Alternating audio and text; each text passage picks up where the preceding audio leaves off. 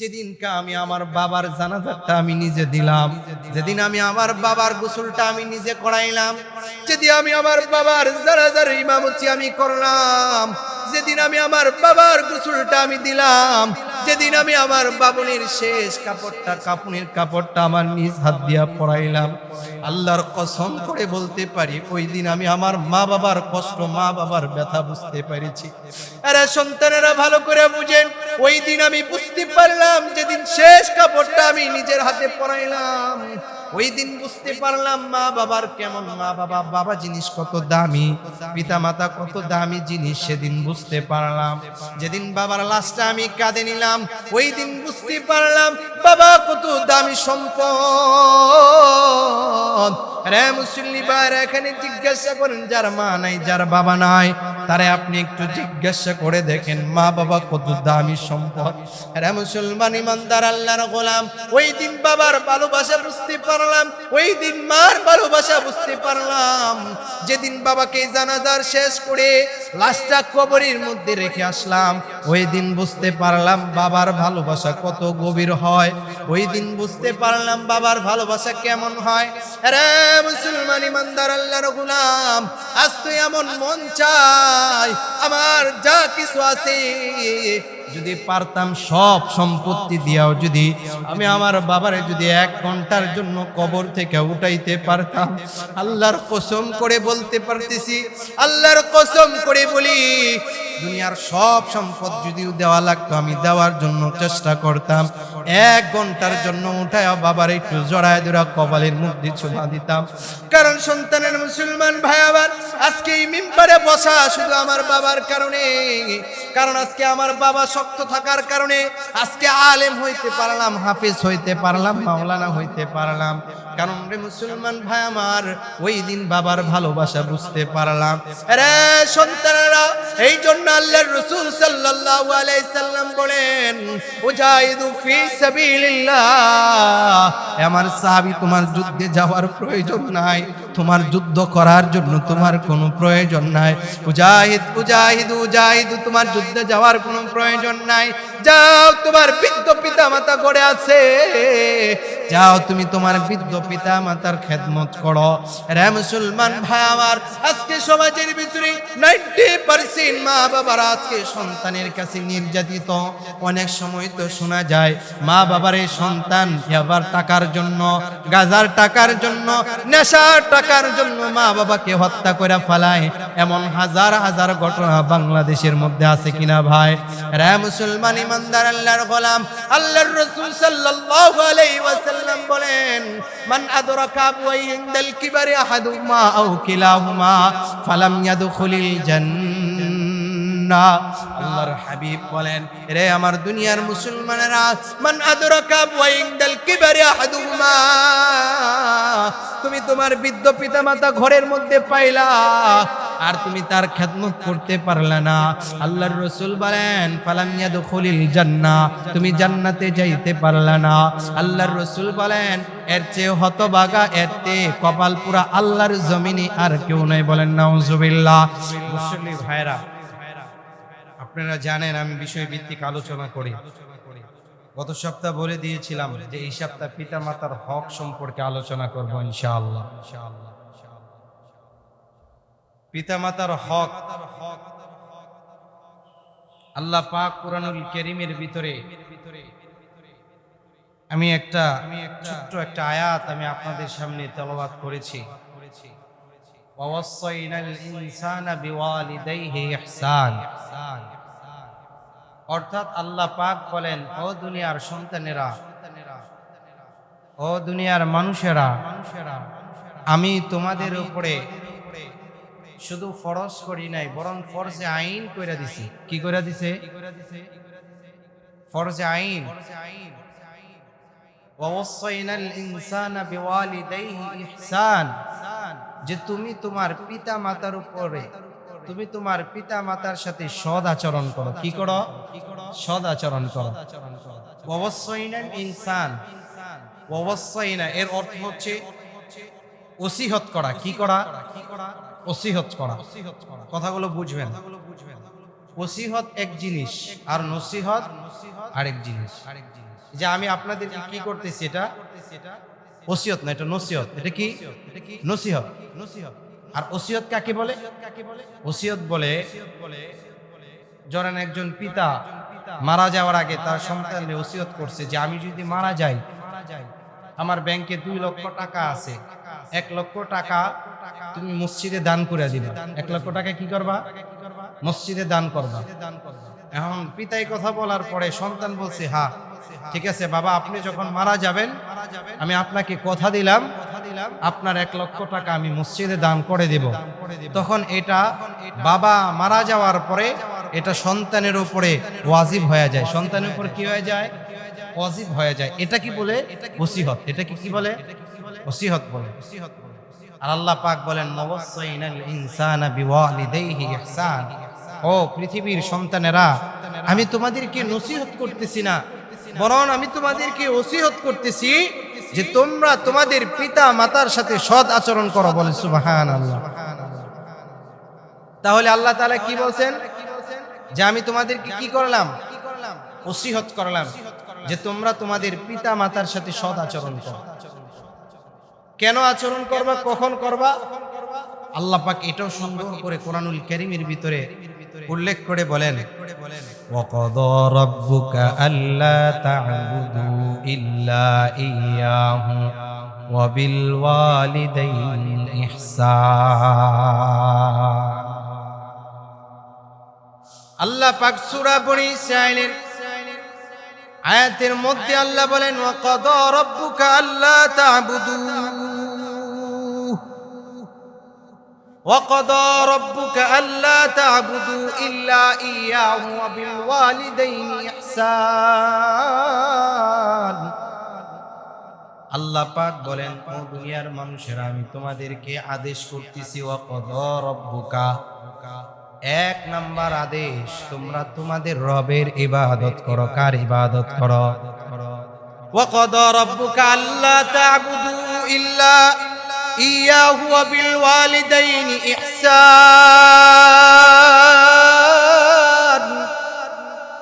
আল্লাহ পাক 1 নাম্বার আদেশ করতেছেন, ও পৃথিবীর মানুষেরা শোনো, আমি আল্লাহ পাক তোমাদেরকে একটা নসিহত করতেছি, ওসিয়ত করতেছি। ওয়াকাদা রাব্বুকা, 1 নাম্বার তুমি তোমার রবের ইবাদত করো। কি করো? রবের ইবাদত করো। এরপরে আল্লাহ পাক এই আয়াতের মধ্যে মানুষদেরকে 5টা কর্মসূচি দিয়েছেন। কয়টা? 5টা কর্মসূচি দিয়েছেন। কি? 1 নাম্বার আল্লাহ পাক বলেন, ওয়া বিল ওয়ালিদাইনি ইহসান। 1 নাম্বার কর্মসূচি হচ্ছে, এরা সন্তানেরা, তোমরা তোমাদের রবের, তোমরা তোমার মার সাথে সৎ আচরণ করো, সুন্দর আচরণ করো। ছোট বাচ্চার, শিশুর সাথে যেভাবে আচরণ করো, তার সাথে যেভাবে তুমি কোমল ব্যবহার করো, আল্লাহ পাক বলেন, ওয়া বিল ওয়ালিদাইনি ইহসান। 1 নাম্বার কর্মসূচি হচ্ছে তুমি তোমার পিতা মাতার সাথে সৎ আচরণ করো। এমন ভাবে আচরণ করো যেন তোমার মা তোমার আচরণের কারণে কষ্ট না পায়। কারণ আজকে অধিকাংশ সন্তানেরা, সন্তানের কাছে মা বাবারা নির্যাতিত হয়। আকসার মা বাবার বক্তব্য একটাই, সন্তান কথা শুনে না, সন্তান আমাদের অবাধ্য হয়ে যায়। অনেক লোকেরা আমাদেরকে বলে, হুজুর মসজিদের ভিতরে মা বাবার হক সম্পর্কে আলোচনা করবেন, কারণ এখনকার সন্তানেরা মা বাবার হক আদায় করতে চায় না। আল্লাহ পাক এই জন্য বলেন, 1 নাম্বার কর্মসূচি হচ্ছে ওয়া বিল ওয়ালিদাইনি ইহসান। 1 নাম্বার কর্মসূচি হচ্ছে, ও দুনিয়ার সন্তানেরা, মা বাবার সাথে সৎ আচরণ করো। তুমি যেমন তোমার ছোট বাচ্চার সাথে যেভাবে সৎ আচরণ করো, ঠিক তদ্দুর ভাবে তোমরা তোমাদের মা বাবার সাথে এমন আচরণ করো। কখন আচরণ করবা? 2 নাম্বার আল্লাহ বলেন, ইম্মা ইয়াবলুগান্না ইনদাকাল কিবারা ইনদাকাল কিবার আহাদুহুমা আও কিলাহুমা। 2 নাম্বার কর্মসূচি হচ্ছে আল্লাহ বলেন ইম্মা ইয়াবলুগান্না ইনদাকাল কিবার আহাদুহুমা। 2 নাম্বার কর্মসূচি হচ্ছে তোমার পিতা মাতা অথবা দুইজনের কোনো একজন যখন বৃদ্ধ হয়ে যায়, চলতে পারে না, ফিরতে পারে না, চলতে ফিরতে পারে না, চলতে ফিরতে পারে না, আও কিলাহুমা, দুইজনের কোনো একজন বৃদ্ধ হয়ে গেছে, চলতে পারে না, ফালা তাকুল্লাহুমা, আল্লাহ পাক বলেন ফালা তাকুল্লাহুমা উফফিন ওয়ালা তানহারহুমা, আল্লাহ পাক বলেন উফফিল লাকুমা। আল্লাহ পাক বলেন 2 নাম্বার কর্মসূচি হচ্ছে তোমরা যখন তোমাদের বৃদ্ধ পিতামাতা হয়ে যায় তখন তোমরা এমন কোনো আচরণ করবা না যে আচরণের কারণে মা বাবা উফ শব্দ ব্যবহার করে। কি করে? মা বাবা উফ শব্দ ব্যবহার না করে। অথবা তুমি এমন কোনো মা বাবার কথা বা কাজে তোমার মা বাবা এমন এক কথা বলছে যে কথা বলার কারণে তোমার শরীরে রক্ত গরম হয়ে গেছে, মা বাবার সাথে জারি দেয়া কথা বলে, আল্লাহ বলেন ফালা তানহারহুমা, আল্লাহ বলেন ফালা তাকুল্লাহুমা উফফি ওয়ালা তানহারহুমা, যেন তুমি তোমার মা বাবার ব্যবহারের মাধ্যমে তুমি যেন উফ শব্দ ব্যবহার না করো, খবরদার, এটা নিষেধ। ইসলামের দৃষ্টিকোণ থেকে সবচেয়ে বড় 2টা কবিরা গুনাহ, 1 নাম্বার হচ্ছে শিরিক করা, 1 নাম্বার কি করা? শিরিক করা। 2 নাম্বার হচ্ছে পিতা মাতার অবাধ্য হওয়া, পিতা মাতার সাথে বেয়াদবি করা, এটা শিরিক হয়ে যায়। এজন্য মুসলমান ভাই, মা বাবার সাথে বিনয়ের সাথে কথা বলতে হবে। যে কি আল্লাহ বলেন ফালা তাকুল্লাহুমা উফফিউ। 2 নাম্বার কর্মসূচি হচ্ছে মা বাবার সাথে খারাপ আচরণ করা যাবে না, যেন তোমার কথায় বা তোমার কাজে মা বাবা যেন কষ্ট না পায়। এরপর আল্লাহ বলেন ফালা তাকুল্লাহুমা উফফিউ ওয়ালা তানহারহুমা, ওয়ালা তানহারহুমা। 4 নাম্বার কর্মসূচি, 3 নাম্বার কর্মসূচি হচ্ছে ফালা তানহারহুমা, খবরদার তোমার মাকে তুমি ধমক দিবা না, তোমার বাবাকে ধমক দিবা না। আজকে তো আমরা আমাদের মা বাবার সাথে গরম মিজাজে কথা বলি, খারাপ ভাষায় কথা বলি। মা বাবা বৃদ্ধ হয়ে গেলে তার কথার কোনো ভ্যালু থাকে না, তার কথার কোনো গ্রহণযোগ্য থাকে না। আল্লাহ বলেন ফালা তানহারহুমা, খবরদার মা বাবারে ধমক দিবি, তোর জন্য জান্নাত আমি হারাম করে দিব আর জাহান্নাম তোর জন্য ওয়াজিব করে দিব। বলেন নাউজুবিল্লাহ। এই জন্য মুসলমান ভাই আমার 3 নাম্বার কর্মসূচি হচ্ছে ফালা তানহারহুমা, তুমি তোমার মা বাবাকে ধমক দিবা না, তোমার মা বাবাকে তুমি ধমক দিবা না। মুফাসসিরে কেরাম বলেন এই আয়াতের তাফসীরের মধ্যে এসেছে যে তুমি তোমার ছোট্ট বাচ্চার সাথে যেভাবে আচরণ করো, যেভাবে তার সাথে কথা বলো, বাবা খাইছনি উমুক তুমুক, যেভাবে তুমি নরম ভাষায় কথা বলো, আল্লাহ পাক বলেন ফালা তানহারহুমা, খবরদার ধমক দিবি না। তোমার কুলের বাচ্চাটা থাকা যেমন তার সাথে যেমন সুন্দরভাবে কথা বলো, তোমার বৃদ্ধ পিতামাতার সাথে তুমি তেমন ভাবে কথা বলো। এরপরে 4 নাম্বার কর্মসূচি হচ্ছে ইম্মা ইয়াবলুগান্না ইনদাকাল কিবারা আহাদুহুমা আও কিলাহুমা ফালা তাকুল্লাহুমা উফফি ওয়ালা তানহারহুমা ওয়া কুল লাহুমা কাওলান কারীমা। আল্লাহ পাক বলেন তাদেরকে ধমক দিবা না, বরং তাদের সাথে সুন্দর ব্যবহার করে সুন্দরভাবে সুন্দর সুন্দর করে কথা বলো, সুন্দর ব্যবহার করো, সুন্দরভাবে কথা বলো। গরম মিজাজে কথা বলা যাবে না। আল্লাহ পাক বলেন ওয়া কুল লাহুমা কাওলান কারীমা, তাদের সাথে সুন্দর করে কথা বলো, ছোট্ট বাচ্চার সাথে যেভাবে কথা বলো, মা বাবার সাথেও তেমন ভাবে কথা বলো। এরপরে আল্লাহ পাক বলেন ওয়া কুল লাহুমা কাওলান কারীমা। 4 নাম্বার কর্মসূচি হচ্ছে ওয়াগফির লাহুমা জানাহাজ যুল্লি মিনার রাহমা। 4 নাম্বার হচ্ছে মা বাবার জন্য তুমি বিনয়ের ডানা বিছিয়ে দাও। বলেন সুবহানাল্লাহ। তুমি কি করে দাও? 4 নাম্বার মা বাবার সাথে তোমার বিনয়ের ডালা বিছায়া দাও, মা বাবার সাথে বিনয় হয়ে যাও, মা বাবার সাথে গরম মেজাজে কথা বলবা না, মা বাবাকে আঘাত দিবা না, মা বাবার মনের ভিতরে কষ্ট দিবা না। আল্লাহ পাক বলেন ওয়াকফিদ লাহুমা জানাহা যুল্লি মিনার রাহমা, মা বাবার সাথে বিনয়ের ডানা বিছায়া দাও। তাহলে কর্মসূচি কয়টা? চারটা হয়েছে। কয়টা হয়েছে? চারটা। পাঁচ নাম্বার কর্মসূচি আল্লাহ তাআলা বলেন ওয়াকুর রব্বিরহামহুমা কামা রব্বায়ানি সগীরা। ওয়াকুর রব্বিরহামহুমা কামা রব্বায়ানি সগীরা। মা বাবার জন্য দোয়া করতে হবে, মা বাবার জন্য দোয়া করতে হবে। ওয়াকুর রব্বিরহামহুমা কামা রব্বায়ানি সগীরা। আয় আল্লাহ রব্বি করিম, মা বাবা আমাকে যখন আমি ছোট্ট ছিলাম, কোলে ছিলাম, মা বাবা আমারে যেমন আদর করে সোহাগ করেছেন, আয় রব্বি করিম,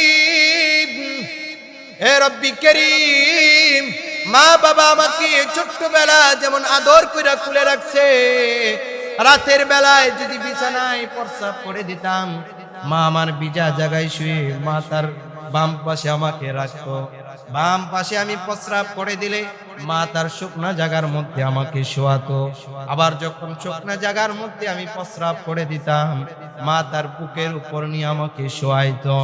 ওগো রব্বি করিম, মা আমাকে যেভাবে আদর সোহাগ যত্ন দিয়েছে ছোটবেলায়, ওগো রব্বি করিম, ওগো আল্লাহ আমার মাকে আমার বাবাকে তো আপনি নিয়ে গেছেন, ওগো আল্লাহ আপনি আমার বাবারে আমার মারে তো দুনিয়া থেকে নিয়ে গেছেন, আপনার কাছে নিয়ে গেছেন।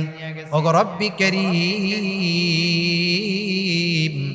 আপনি আমার মা বাবারে যেভাবে দুনিয়া থেকে নিয়ে গেছেন, আপনার কাছে আমি হাওলা করে দিলাম, আপনিও আমার মা বাবাকে এমন আদর সোহাগ করে জান্নাতের মধ্যে রেখে দেন। বলেন সুবহানাল্লাহ। এটা আল্লাহ শিখায়া দিয়েছেন। চারটা দোয়া, চারটা কাজ করবা দুনিয়াতে, আর একটা কাজ করবা মা বাবা যখন দুনিয়া থেকে বিদায় হয়ে যাবে, সে কাজ হলো ওয়াকুর রব্বিরহামহুমা কামা রব্বায়ানি সগীরা। একটা কাজ হলে মা বাবা যখন দুনিয়া থেকে বিদায় হয়ে যাবে, মা বাবার জন্য দোয়া করবা, ওগো রব্বি করিম, আমার মা বাবাকে আপনি জান্নাতের উঁচু মাকামে পৌঁছে দেন, আমার মা বাবারে মুখে জান্নাতের মধ্যে পৌঁছে দেন। এভাবে দোয়া করবা। আল্লাহ তাআলা বলেন এই পাঁচটা কর্মসূচি, রে দুনিয়ার সন্তানেরা শুন, আমি আল্লাহ পাক এই পাঁচটা জিনিস তোমাদের উপরে শুধু ওয়াজিব করি নাই, আমি আল্লাহ তাআলা এই পাঁচটা জিনিস তোমাদের উপর ফরজ করে দিয়েছি। বলেন সুবহানাল্লাহ। এই জন্য আল্লাহ পাক বলেন কেন? আল্লাহ পাক বলেন ওয়াসাইনাল ইনসানা বিওয়ালিদাই ইহসান হামালাতু কুরআন ওয়া ওয়াদাআতু কুরহা ওয়া হামলুহু ওয়া ফিসালুহু 30। আল্লাহ পাক বলেন বান্দা কেন জানোনি? তুমি যখন তোমার মা তোমাকে গর্ভে ধারণ করেছে, আল্লাহ পাক নিজেই সাক্ষী দিয়েছেন, রে সন্তানেরা, তুমি যখন তোমার মার গর্ভের ভিতরে ছিলা, তুমি তোমার মার গর্ভের ভিতরে যখন ছিলা, আল্লাহ নিজেই বলেন হামলুহু ওয়া ফিসালুহু, তোমার মা তোমাকে খুব কষ্ট করে গর্ভে ধারণ করেছে, তোমার মা তোমারে খুব কষ্ট করে মা তোমাকে গর্ভে ধারণ করেছে। তোমার মা, তুমি যখন গর্ভে ছিলা, তোমার মা খাবার খাইতে পারে নাই, তোমার মা পেটের ভিতরে কিছুই রাখতে পারে নাই। এটা কে বলতেছেন ভাই? এটা আমার আল্লাহ পাক নিজে বলতেছেন। এই জন্য আল্লাহ পাক বলেন ওয়াসাইনাল ইনসানা বিওয়ালিদাইহি ইহসান। এরে দুনিয়ার সন্তানেরা শুন, আমি আল্লাহ পাক তোমাদের উপর শুধু ফরজ নয়, আমি আল্লাহ পাক তোমাদের উপর ফরজে আইন কইরা দিছি। আমি আল্লাহ পাক ফরজে আইন করে দিছি, তুমি তোমার পিতা মাতার সাথে সৎ আচরণ করো। অনেক মুরব্বীরা আমাদেরকে বলে, হুজুর একটু মসজিদে আপনি পিতা মাতার খেদমত সম্পর্কে একটু বয়ান করবেন। সন্তানেরা আমাদেরকে আঘাত দেয়, কষ্ট দেয়, আমাদেরকে অনেক ধরনের কষ্ট দেয়, তারা আমাদেরকে খাবার দেয় না। মেরে ভাই, মেরে দোস্ত, পিতা মাতা এমন একটা দামি সম্পদ, যার নাই তাকে জিজ্ঞাসা করো পিতা মাতার কি কষ্ট, কেমন জ্বালা, তাকে জিজ্ঞাসা করো। তোমার পিতা মাতা দুনিয়া থেকে নাই, তোমার কেমন লাগে তাকে বুঝো, তাকে জিজ্ঞাসা করো, সে বলতে পারবে পিতা মাতার কেমন কষ্ট, কেমন জ্বালা। এই জন্য আল্লাহ রাসূল সাল্লাল্লাহু আলাইহি ওয়াসাল্লাম বলেন, ক্বালা রাসূলুল্লাহ সাল্লাল্লাহু আলাইহি ওয়াসাল্লাম, ইন্নাল্লাহা হাররামা আলাইকুম উকুকুল উম্মাহাত। আল্লাহর রাসূল সাল্লাল্লাহু আলাইহি ওয়াসাল্লাম বলেন, এরে দুনিয়ার উম্মতেরা শুনো, ইন্নাল্লাহা হাররামা আলাইকুম উকুকুল উম্মাহাত। আল্লাহ পাক তোমাদের উপর হারাম করে দিয়েছেন তোমরা তোমাদের পিতা মাতার সাথে খারাপ আচরণ করা। কি করা? খারাপ আচরণ করা। তাহলে মুসলমান ভাই আমার, আল্লাহর রাসূল হাদিসের মধ্যে বলেন, এই যুবক বাবাজিরা ভালো করে শুনেন, এই যুবক বাবাজিরা, বৃদ্ধ বাবাজিরা, যুবক ভাইরা, কথাগুলো ভালো করে শুনেন। একটা আমার নিজের থেকে বানানো কোনো কথা নয়, কিচ্ছা কাহিনী নয়, গল্প নয়। আল্লাহর রাসূল সরাসরি হাদিসে বুখারীর মধ্যে বলেন, ইন্নাল্লাহা হাররামা আলাইকুম উকুকুল উম্মাহাত। আল্লাহ রাসূল বলেন, তোমাদের উপরে আল্লাহ পাক হারাম করে দিয়েছেন তোমরা তোমাদের পিতা মাতার সাথে খারাপ আচরণ করা, এটা তোমাদের উপর হারাম করে দিয়েছেন। শুধু তাই নয়, আল্লাহ রাসূল সাল্লাল্লাহু আলাইহি ওয়াসাল্লাম বলেন, ক্বালা রাসূলুল্লাহ সাল্লাল্লাহু আলাইহি ওয়াসাল্লাম, হুমা জান্নাতুকা ওয়া নারুকা। আল্লাহর রাসূল বলেন, এর সন্তান, তোমার মা বাবা হচ্ছে তোমার জন্য জান্নাত জাহান্নাম। মা বাবা কি? মা বাবা হচ্ছে জান্নাত জাহান্নাম। কেমন? আল্লাহর রাসূল এক হাদিসের মধ্যে বলেন, রিদুর রাব্বি ফি রিদুল ওয়ালিদিন ওয়া সাকাতুর রাব্বি ফি সাকাতিল ওয়ালিদিন। আল্লাহর রাসূল বলেন, ওই সন্তানের প্রতি আল্লাহ পাক রাজি খুশি থাকেন যে সন্তানের প্রতি তার মা বাবা রাজি খুশি থাকেন, আর ওই সন্তানের প্রতি নারাজ হয়ে যান যে সন্তানের প্রতি তার মা বাবা নারাজ হয়ে যায়। যে সন্তানের প্রতি মা বাবা খুশি থাকে তার প্রতি স্বয়ং আল্লাহ কি থাকেন ভাই? খুশি থাকেন। আর যার প্রতি তার মা বাবা নারাজ থাকেন, আল্লাহ পাক তার উপরও কি থাকেন? নারাজ থাকেন। এটা হাদিসের কথা, এটা আমার বানানো কোনো কথা না। এই জন্য আল্লাহ রাসূল সাল্লাল্লাহু আলাইহি ওয়াসাল্লাম বলেন, হে সন্তানেরা, তোমরা তোমার মা বাবার সাথে সদাচরণ করো। কেমন সদাচরণ করবা? আল্লাহ পাক নিজেই তো বলেন, ওয়াকফিজ লাহুমা জানাহা যুল্লি মিনার রাহমা। তোমরা তোমাদের মা বাবার কাছে বিনয়ের ডানা বিছিয়ে দাও, যেন তোমার কথা বা তোমার কাজে তোমার মা বাবা যেন কষ্ট না পায়। কারণ আল্লাহর রাসূল সাল্লাল্লাহু আলাইহি ওয়াসাল্লামের কাছে সাহাবী এসে বলেন, ক্বালা ইয়া রাসূলুল্লাহ উজাহিদু ফি সাবিলিল্লাহ। ওগো আল্লাহর হাবিব, আমি তো আল্লাহর রাস্তায় জিহাদ করতে চাই, আমি তো আল্লাহর রাস্তায় জিহাদ করতে চাই। গো রাসূল, আমাকে জিহাদের ময়দানে নিয়ে যান। আল্লাহর হাবিব বলেন, ক্বালা লাকা আবওয়ান। এরে সন্তানের সাহাবী, তোমার পিতা মাতা কি বেঁচে আছে কিনা? সাহাবী ডাক দিয়া বলেন, ক্বালা লাকা আবওয়ান। সাহাবী ডাক দিয়া বলেন, ওগো আল্লাহর হাবিব, ক্বালা নাম, হ্যাঁ আমার পিতা মাতা বেঁচে আছে। আল্লাহর রাসূল সাল্লাল্লাহু আলাইহি ওয়াসাল্লাম বলেন, ওয়াফা ফীহিমা ফাজাহিদ ফি সাবিলিল্লাহ লা জিহাদু ফি সাবিলিল্লাহ। আল্লাহর রাসূল বলেন, এর সন্তান, তোমার জিহাদে যাওয়ার কোনো প্রয়োজন নাই। আরে সন্তান, তোমার জিহাদে যাওয়ার কোনো প্রয়োজন নাই, জিহাদ তোমার জন্য করার কোনো প্রয়োজন নাই। ফাজাহিদ ফি সাবিলিল্লাহ, ফাজাহিদ ফিহা। আল্লাহর হাবিব বলেন, আরে সন্তান, তোমার ঘরে যে বৃদ্ধ পিতা মাতা আছে, তুমি ওই পিতা মাতার খেদমত করো, তোমার জিহাদে যাওয়ার কোনো প্রয়োজন নাই। তোমার জন্য জিহাদ নয়, তোমার জন্য ওয়াজিব হচ্ছে তুমি তোমার বৃদ্ধ পিতা মাতার খেদমত করো। আরে মুসলমান ভাই আমার, আজকে বৃদ্ধাশ্রমের দিকে তাকায় দেখো, বৃদ্ধ মা বৃদ্ধ বাবা বৃদ্ধাশ্রমের মধ্যে পড়ে আছে, অথচ সন্তান ঢাকা গুলশান বনানীর মধ্যে দামি দামি ফ্ল্যাটের মধ্যে ঘুমায়। আরে মুসলমান ইমানদার আল্লাহর গোলাম, একটু চিন্তা করিবি, বাবা জিনিস এত দামি, পিতা মাতা এত দামি সম্পদ রে বাবা, এত দামি সম্পদ যার নাই তারে জিজ্ঞাসা করে দেখো, যার নাই তারে জিজ্ঞাসা করে দেখো পিতা মাতার কি পরিমাণ জ্বালা কষ্ট। আরে মুসলমান, আমিও বুঝি নাই যেদিনকে আমি আমার বাবার জানাজাটা আমি নিজে দিলাম, যেদিন আমি আমার বাবার গোসলটা আমি নিজে করাইলাম, যেদিন আমি আমার বাবার জানাজার ইমামতি আমি করলাম, যেদিন আমি আমার বাবার গোসলটা আমি দিলাম, যেদিন আমি আমার বাবুনির শেষ কাপড়টা কাফনের কাপড়টা আমার নিজ হাত দিয়া পরাইলাম, আল্লাহর কসম করে বলতে পারি ওই দিন আমি আমার মা বাবার কষ্ট, মা বাবার ব্যথা বুঝতে পেরেছি। আরে সন্তানেরা ভালো করে বুঝেন, ওই দিন আমি বুঝতে পারলাম যেদিন শেষ কাপড়টা আমি নিজের হাতে পরাইলাম, ওই দিন বুঝতে পারলাম মা বাবার কেমন, মা বাবা, বাবা জিনিস কত দামি, পিতা মাতা কত দামি জিনিস সেদিন বুঝতে পারলাম। যেদিন বাবার লাশটা আমি কাঁধে নিলাম ওই দিন বুঝতে পারলাম বাবা কত দামি সম্পদ। রে মুসল্লি ভাইরা, এখানে জিজ্ঞাসা করেন যার মা নাই, যার বাবা নাই, তারে আপনি একটু জিজ্ঞাসা করে দেখেন মা বাবা কত দামি সম্পদ। রে মুসলমান ইমানদার আল্লাহর গোলাম, ওই দিন বাবার ভালোবাসা বুঝতে পারলাম, ওই দিন মার ভালোবাসা বুঝতে পারলাম। যেদিন বাবাকে জানাজার শেষ করে লাশটা কবরের মধ্যে রেখে আসলাম, ওই দিন বুঝতে পারলাম বাবার ভালোবাসা কত গভীর হয়, ওই দিন বুঝতে পারলাম বাবার ভালোবাসা কেমন হয়।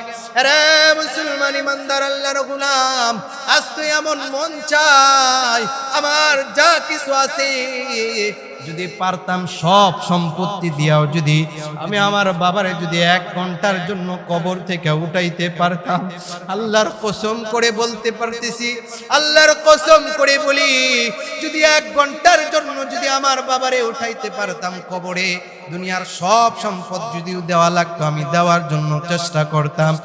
1 ঘন্টার জন্য উঠায় বাবার একটু জড়ায় ধরা কপালের মধ্যে চুমা দিতাম। কারণ সন্তানের মুসলমান ভাই আবার আজকে এই মিম্বারে বসা শুধু আমার বাবার কারণে, কারণ আজকে আমার বাবা শক্ত থাকার কারণে আজকে আলেম হইতে পারলাম, হাফেজ হইতে পারলাম, মাওলানা হইতে পারলাম। কারণ রে মুসলমান ভাই আমার ওই দিন বাবার ভালোবাসা বুঝতে পারলাম। আরে সন্তানেরা, এই জন্য আল্লাহর রাসূল সাল্লাল্লাহু আলাইহি সাল্লাম বলেন, উজাহিদু ফি সাবিলিল্লাহ। আমার সাহাবী, তোমার যুদ্ধে যাওয়ার প্রয়োজন নাই, তোমার যুদ্ধ করার জন্য তোমার কোনো প্রয়োজন নাই। উজাহিদ উজাহিদ উজাহিদ, তোমার যুদ্ধে যাওয়ার কোনো প্রয়োজন নাই। যাও, তোমার বৃদ্ধ পিতা মাতা গড়ে আছে, যাও তুমি তোমার বৃদ্ধ পিতা মাতার খেদমত করো। রে মুসলমান ভাই আমার, আজকে সমাজের ভিতরে 90% মা বাবারা আজকে সন্তানের কাছে নির্যাতিত। অনেক সময় তো শোনা যায় মা বাবার এই সন্তান আবার টাকার জন্য, গাজার টাকার জন্য, নেশার টাকার জন্য মা বাবাকে হত্যা করে ফেলায়। এমন হাজার হাজার ঘটনা বাংলাদেশের মধ্যে আছে কিনা ভাই? রে মুসলমান ইমানদার আল্লাহর গোলাম, আল্লাহর রাসূল সাল্লাল্লাহু আলাইহি ওয়াসাল্লাম বলেন, মান আদরাকা আবওয়াইহি ইনদাল কিবারি আহাদুহুমা আও কিলাহুমা ফালাম ইয়াদখুলিল জান্নাহ। আল্লাহর হাবিব বলেন, রে আমার দুনিয়ার মুসলমানেরা, মান আদরাকা আবওয়াইহি ইনদাল কিবারি আহাদুহুমা, তুমি তোমার বৃদ্ধ পিতা মাতা ঘরের মধ্যে পাইলা আর তুমি তার খেদমত করতে পারলে না, আল্লাহর রাসূল বলেন ফালাম ইয়াদখুলিল জান্নাহ, তুমি জান্নাতে যাইতে পারলে না। আল্লাহর রাসূল বলেন এর চেয়ে হতভাগা, এর চেয়ে কপাল পুরা আল্লাহর জমিনে আর কেউ নাই। বলেন নাউজুবিল্লাহ। এরপর আল্লাহর রাসূল সাল্লাল্লাহু আলাইহি ওয়াসাল্লাম বলেন, কুল্লু যুনুবি ইয়াগফিরুল্লাহু মিনহা মা শাআ ইল্লা হুকুকুল ওয়ালিদাইন। আল্লাহর রাসূল সাল্লাল্লাহু আলাইহি ওয়াসাল্লাম বলেন, আল্লাহ পাক প্রত্যেক গুনাহকে ক্ষমা করে দিবেন, কিন্তু 2টা গুনাহ আছে, যে 2টা গুনাহ আল্লাহ পাক ক্ষমা করবেন না। 1 নাম্বার আল্লাহর রাসূল বলেন, কুল্লু যুনুবি ইয়াগফিরুল্লাহু মিনহা মা শাআ ইল্লা হুকুকুল ওয়ালিদাইন। 1 নাম্বার হলো যে ব্যক্তি আল্লাহ তাআলার শিরিক করবে, আল্লাহ তাআলার সাথে শিরিক করবে। 2 নাম্বার হলো হুকুকুল ওয়ালিদাইন, পিতা মাতার অবাধ্য হবে, পিতা মাতার খেদমত করবে না। আল্লাহর হাবিব বলেন, কিয়ামতের দিন সমস্ত মানুষ পার পায়া যাবে, বেনামাজিও পার পায়া যাবে, সুদখোর পার পায়া যাবে, হজ পালন করে নাই, ওই ব্যক্তিও পার পায়ে যেতে পারে। আল্লাহর হাবিব বলেন কিন্তু এই দুই ব্যক্তি পার পাবে না, যে দুই ব্যক্তি মা বাবার অবাধ্য হয়েছে। এরপর আল্লাহর রাসূল আরেক হাদিসের মধ্যে বলেন সালাসাতু আরবাউন হাক্কুন আল্লাহ ইউদখিলুহুমুল জান্নাতা ওয়ালা ইউযিকুহুম নাঈমাহা। রে যুবক সন্তানেরা, কথাগুলো ভালো করে বোঝেন। আল্লাহর রাসূল বলেন চার শ্রেণীর মানুষদের উপরে আল্লাহ পাক ওয়াদা করেছেন তাদেরকে জান্নাতে দিবেন না, ওয়ালা নাঈমাহা, তাদেরকে জান্নাতের ঘ্রাণ শোনাবেন না, তাদেরকে জান্নাতে ডুববে তো দূরের কথা, তাদেরকে জান্নাতের ঘ্রাণ শোনাবেন না। এক নাম্বার হলো আল্লাহর রাসূল বলেন মুদমিনুল খামার, যে ব্যক্তি মদ পান করবে। দুই নাম্বার হলো ওয়াকিলুর রিবা, যে ব্যক্তি সুদ খাবে। তিন নাম্বার হলো ওয়াকিলু মালিল ইয়াতীম, যে ব্যক্তি এতিমের সম্পদ অন্যায়ভাবে দখল করবে, যে ব্যক্তি এতিমের হক নষ্ট করবে, যে ব্যক্তি এতিমকে কষ্ট দিবে, এতিমের জায়গা জমিন দখল করে খাবে। আল্লাহর রাসূল বলেন তিন নাম্বার হলো ওয়াকিলু মালিল ইয়াতীম, যারা এতিমের সম্পদ অন্যায়ভাবে দখল করবে। চার নাম্বার হলো হুকুকুল ওয়ালিদাইন, চার নাম্বার হলো পিতা মাতার সাথে অবাধ্য করে এমন সন্তান। তাহলে আল্লাহর রাসূল বলেন চার শ্রেণীর মানুষদেরকে আল্লাহ পাক কখনো ক্ষমা করবেন না। এক নাম্বার হলো মদ পানকারী, দুই নাম্বার হলো সুদকারী, দুই নাম্বার হলো যে ব্যক্তি সুদ খায়, তিন নাম্বার হলো যে ব্যক্তি এতিমের সম্পদ গ্রহণ করে, চার নাম্বার হলো পিতামাতার অবাধ্য সন্তান। এই চার শ্রেণীর মানুষদেরকে আল্লাহ পাক কখনো ক্ষমা করবেন না। শুধু ক্ষমা কেন, তাদেরকে জান্নাতে দিবেন না, এমনকি জান্নাতের ঘ্রাণ তাদেরকে শোনাবেন না। বলেন নাউজুবিল্লাহ। আরে মুসলমান ভাই আমার, আল্লাহর রাসূলের কাছে সাহাবী আয়েশা বলেন ক্বালা ইয়া রাসূলুল্লাহ আইয়ুল আমালি আহাব্বু ইলাল্লাহ, ও আল্লাহর হাবিব, আমি আল্লাহর কাছে সবচেয়ে প্রিয় পছন্দনীয় আমল কি? আল্লাহর রাসূল বলেন আসসালাতু আলা ওয়াক্তিহা, এক নাম্বার আমল হচ্ছে সময় মতো নামাজ আদায় করা। যদিও আমাদের ভিতরে নামাজের কোনো গুরুত্ব নাই, আল্লাহর রাসূল বলেন আউয়ালু মা ইউহাসাবু বিহিল আবদু ইয়াউমাল কিয়ামাতিস সালাহ, ফাইন সালুহাত সালুহা সাইরু আমালিহি ওয়া ইন ফাসাদাত ফাসাদা সাইরু আমালিহি। আল্লাহর হাবিব বলেন কাল কিয়ামতের দিন সর্বপ্রথম নামাজের হিসাব নিবে। ফাইন সালাত সালুহা সাইরু আমালিহি ওয়া ইন ফাসাদাত ফাসাদা সাইরু আমালিহি। আল্লাহর হাবিব বলেন কিয়ামতের দিন মানুষের যখন নামাজের হিসাব নিবে, সর্বপ্রথম মানুষের নামাজের হিসাব নিবে যে ব্যক্তি নামাজের হিসাব সুন্দরভাবে দিতে পারবে। আল্লাহর রাসূল বলেন তার সমস্ত আমলগুলো সুন্দর হয়ে যাবে। ওয়া ইন ফাসাদাত ফাসাদা সাইরু আমালিহি, আর যার ব্যক্তি নামাজের হিসাব দিতে পারবে না, ওই ব্যক্তিটা কিয়ামতের দিন তার সমস্ত আমলের নষ্ট হয়ে যাবে। এই জন্য আল্লাহর রাসূল বলেন, আল্লাহর রাসূল সাহাবীদেরকে বলেন আরে সাহাবীরা শুনো, কিয়ামতের দিন এক শ্রেণীর মানুষদেরকে জান্নাতে ওয়ালারা বলবেন মা সালাকাকুম ফি সাকার, রে জাহান্নামীরা মা সালাকাকুম ফি সাকার, রে জাহান্নামীরা আজকে কেন তুই জাহান্নামে আসলি? জাহান্নামীরা জবাব দিয়া বলবেন ক্বালু লাম নাকু মিনাল মুসাল্লিন, জাহান্নামীরা জবাব দিয়া বলবে আরে আমি তো দুনিয়ার ওই সমস্ত নাফরমান বান্দা, যে সমস্ত মানুষগুলো আজান হইতো কিন্তু আজানের আওয়াজ কানে আসতো, কিন্তু আমরা মসজিদে আসতাম না, আমরা হলাম ওই সমস্ত নাফরমান বান্দা। তাহলে বোঝা যায় জান্নাতি ওয়ালারা বেনামাজিদেরকে বলবেন কেন? বেনামাজিরা বলবেন ক্বালু লাম নাকু মিনাল মুসাল্লিন, আমরা নামাজ পড়তাম না। রে মুসলমান ভাই আমার, সাহাবী আল্লাহর রাসূলকে জিজ্ঞাসা করলেন ও আল্লাহর হাবিব, আল্লাহর কাছে সবচেয়ে পছন্দনীয় আমল কি? আল্লাহর হাবিব ডাক দিয়া বলেন সালাতু আলা ওয়াক্তিহা, সময় মতো নামাজ আদায় করা। দুই নাম্বার আল্লাহর রাসূল বলেন, সাহাবা বলেন তুম্মা মাযা, এরপর কি? আল্লাহর রাসূল বলেন দুই নাম্বার হলো আল জিআ বিররুল ওয়ালিদাইন, পিতা মাতার সাথে সৎ আচরণ করা। দুই নাম্বার হলো পিতা মাতার সাথে সৎ আচরণ করা। তাহলে এই হাদিস থেকে বুঝতে পারলাম আল্লাহ রসুল বলেন 2 নাম্বার আল্লাহর কাছে সবচেয়ে পছন্দনীয় আমল হচ্ছে সন্তান তার পিতা মাতার সাথে সৎ আচরণ করবে। রে মুসলমান ভাই আমার, এই জন্য আল্লাহর হাবিব বলেন, সাহাবী আল্লাহর রসুলের কাছে এসে বলেন মুজাহিদ ফি সাবিলিল্লাহ, সাহাবী এসে বলেন জা রাজুলুন ইলান নবী সাল্লাল্লাহু আলাইহি ওয়াসাল্লাম মান আহাক্কু বিহুসনি সাহাবাতিহি ক্বালা উম্মুকা ক্বালা সুম্মা মান ক্বালা উম্মুকা ক্বালা সুম্মা মান। সাহাবী আয়েশা আল্লাহর রাসূলকে বলেন, ওগো আল্লাহর হাবিব, আমি কার সাথে সুন্দর আচরণ করব, সুন্দর ব্যবহার করব? আল্লাহর হাবিব বলেন ক্বালা উম্মুকা, তুমি তোমার মার সাথে পিতা মাতার সাথে সৎ আচরণ করো, তুমি তোমার মার সাথে সুন্দর আচরণ করো। ক্বালা সুম্মা মাযা, এরপরে কার সাথে? সাহাবী ডাক আল্লাহর রাসূল ডাক দেন ক্বালা উম্মুকা, তুমি তোমার মার সাথে সৎ আচরণ করো। এরপরে বলেন ক্বালা সুম্মা মাযা, এরপরে কি আচরণ, কার সাথে আচরণ করব? আল্লাহর হাবিব বলেন ক্বালা উম্মুকা, তুমি তোমার পিতা তোমার মার সাথে তুমি সৎ আচরণ করো। সাহাবী ডাক দেয়া বলেন, ওগো আল্লাহর হাবিব, আমি কার সাথে সুন্দর আচরণ করব? সুম্মা মাযা, আল্লাহর রাসূল বলেন ক্বালা আবুকা, 4 নম্বরে বললেন তুমি তোমার পিতা মাতার সাথে সৎ আচরণ করো। আল্লাহর হাবিব এককভাবে বাবাকে বলে নাই, কিন্তু এককভাবে মাকে বললেন। কেন? আল্লাহর রাসূল সাহাবী আয়েশা বলেন, ওগো আল্লাহর হাবিব, আল্লাহর রাসূলের কাছে একজন সাহাবী এসে বলেন, ওগো আল্লাহর হাবিব, আমি মার দুধের দাম কিভাবে দেব? আল্লাহর হাবিব বলেন, সাহাবী, তুমি তোমার জীবনটাকে যদি পুরা জীবনটা তোমার 2 শরীরের চামড়াগুলো খোলে তুমি তোমার মায়ের জুতা যদি বানায় দাও, এমন করে যদি কিয়ামত পর্যন্ত বানায় দাও,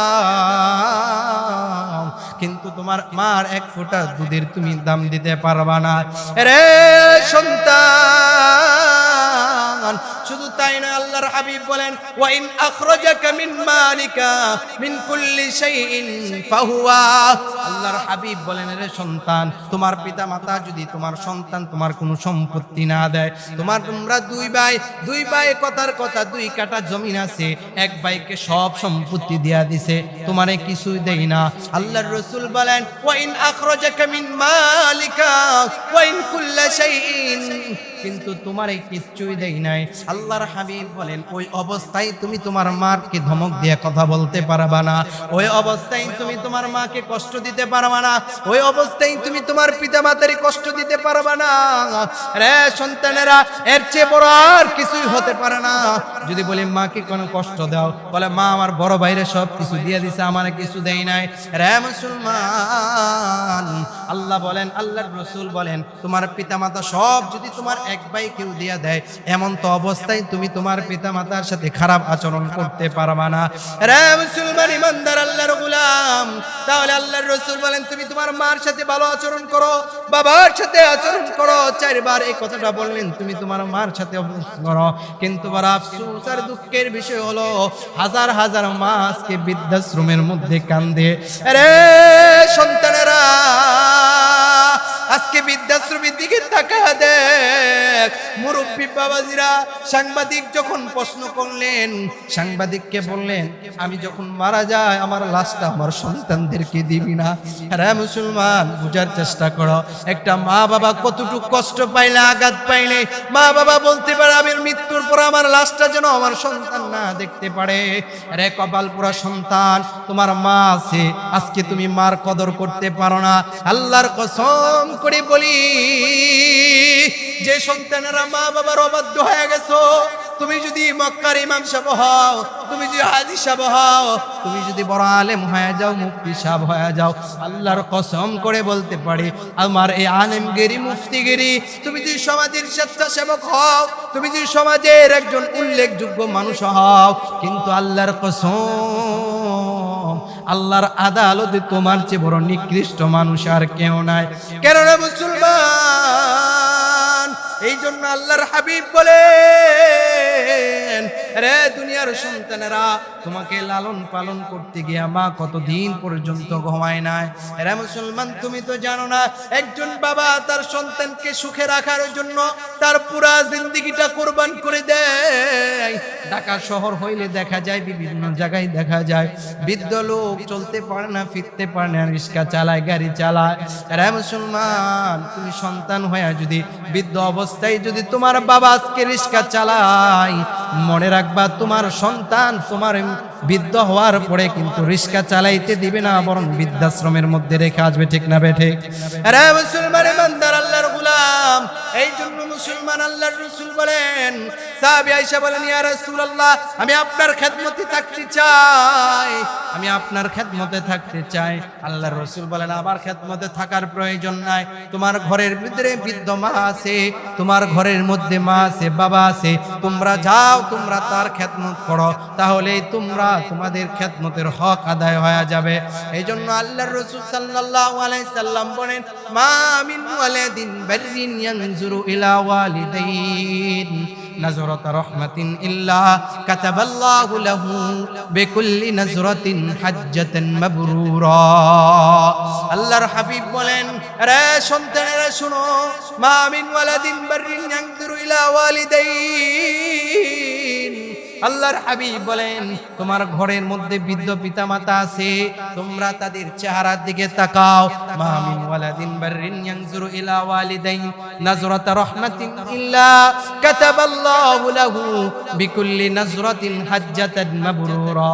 আল্লাহর রাসূল বলেন, কেউ যদি তার বৃদ্ধ পিতামাতার চেহারার দিকে তাকায়, আল্লাহর হাবিব বলেন, যতবার তাকাবে ততবার তার আমল নামার ভিতরে হজ্জে মাবরুর লিখে দেওয়া হবে। বলেন সুবহানাল্লাহ, হজ্জে মাবরুর লিখে দেওয়া হবে। আরে মুসলমান ভাই আমার, আজকে তো ওই সন্তানের মা ভাগ্যবান যে সন্তানের মা বাবা বেঁচে আছে। এখান থেকে গিয়া মা বাবার চেহারার দিকে তাকাবি মুহাব্বতের নজরে। আল্লাহর রাসূল বলেন, তাকাইতে দেরি হয়, হজ্জে মাবরুর তোমার আমল নামার ভিতরে লিখতে দেরি হয় না। বলেন সুবহানাল্লাহ। এই জন্য আল্লাহর রাসূল সাল্লাল্লাহু আলাইহি সাল্লাম বলেন, মা বাবার দোয়া নিবা কেন? মা বাবার দোয়া যদি তুমি নিতে পারো, মা বাবা যদি তোমার দোয়া করতে পারে, আল্লাহর হাবিব বলেন, কোন সন্তানের জন্য যদি মা বাবা দোয়া করে, মা মিন ওয়ালাদিন বাররিন ইয়ানজুরু ইলা ওয়ালিদাইন, আল্লাহর রাসূল বলেন, সালাসাতু দাওয়াতিন মুস্তাজাবাতুন লা শাক্কা ফীহিন্না দাওয়াতুল মাজলুম, দাওয়াতুল মুসাফির, দাওয়াতুল ওয়ালিদিন। আল্লাহর রাসূল বলেন, তিনজন মানুষের দোয়া আল্লাহ পাক করতে দেরি হয়, কবুল করতে দেরি হয় না। এর ভিতরে এক নাম্বার আল্লাহর রাসূল বলেন দাওয়াতুল মাজলুম, মজলুম ব্যক্তি যখন দোয়া করে তখন আল্লাহ পাক সঙ্গে সঙ্গে দোয়া কবুল করে। দুই নাম্বার ব্যক্তি হলো মুসাফির, যে ব্যক্তি আল্লাহর রাস্তার মুসাফির, ওই মুসাফিরের দোয়া করতে দেরি হয়, ওই মুসাফির দোয়া করতে দেরি হয়, আল্লাহ কবুল করতে দেরি হয় না। তিন নাম্বার হলো দাওয়াতুল ওয়ালিদি আলা ওয়ালাদিহি, তিন নাম্বার হলো কোন পিতা মাতা যদি সন্তানের জন্য দোয়া করে, দোয়া করতে দেরি হয়, দোয়া কবুল করতে দেরি হয় না। বলেন সুবহানাল্লাহ। তাহলে মুসলমান ভাই আমার, এই হাদিস থেকে আমরা বুঝতে পারলাম, মা বাবা যদি দোয়া করতে হয়, দোয়া করে আর কবুল হইতে দেরি হয় না। হাদিসের মধ্যে এসছে, হাদিসের মধ্যে তাফসীরের মধ্যে আসছে, ইমামে বুখারী রাহমাতুল্লাহি আলাইহির মা, ইমাম বুখারী রাহমাতুল্লাহি আলাইহি যখন ছোট্ট ছিল, চোখগুলা অন্ধ হয়ে গেছে, চোখে আর দেখতে পারে নাই।